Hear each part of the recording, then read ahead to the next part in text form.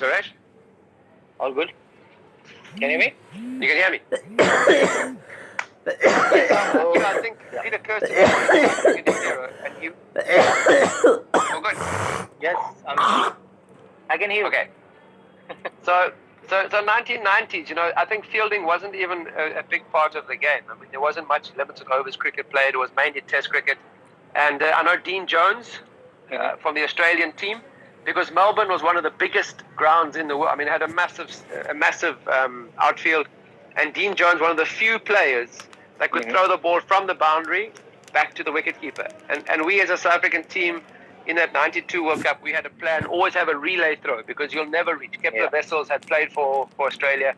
So, many of the players, no one really threw very well. But as a South African team, we just said in 92, with no international experience, we can still be the fittest team and the best fielding team. So everybody worked on their fielding.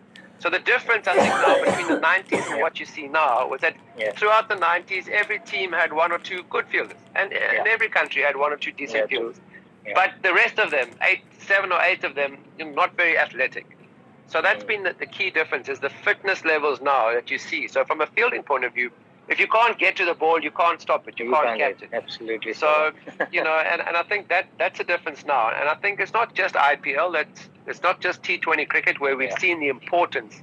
If Virat Kohli's batting in a test match, you don't want to give him 2 chances. One's enough, because he's gonna bat and bat forever. So catching in test cricket is just as important. So I think fielding wise, but the levels of athleticism, the athletes who are now playing cricket, makes a big difference. So fielding has changed, and not just because of me.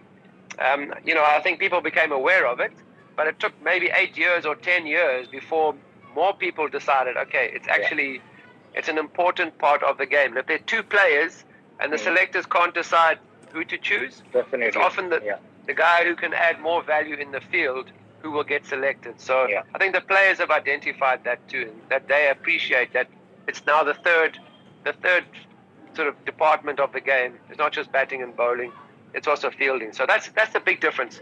The athletic ability of the players has certainly changed. Because the demand of the game also have been changed. Like you said, you can do the batting, you can do the bowling, but fielding is all about enjoyment. What I've seen you on the field, what I've seen a player like Yuvraj and Caf. So I think when you enjoy the game, you can be a brilliant fielder.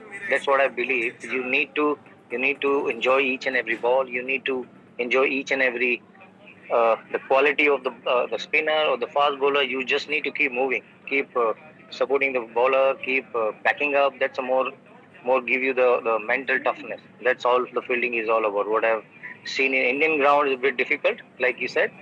So when someone dies, the pain stays till the next game.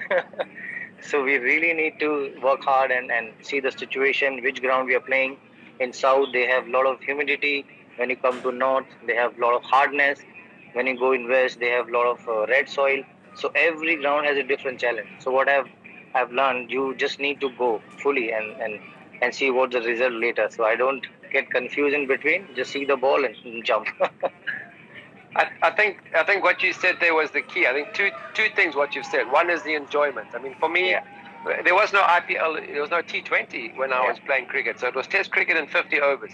So 90 overs in a Test match per day, I was still running after the ball at the end of the. Then if we were still in the field after 90 overs, I was still chasing the ball.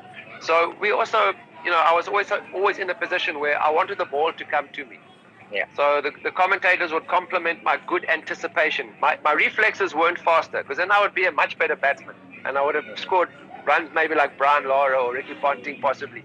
I could have scored more runs if I had good reflexes. It wasn't that. Anticipation was I was expecting every ball to come to me before it was hit.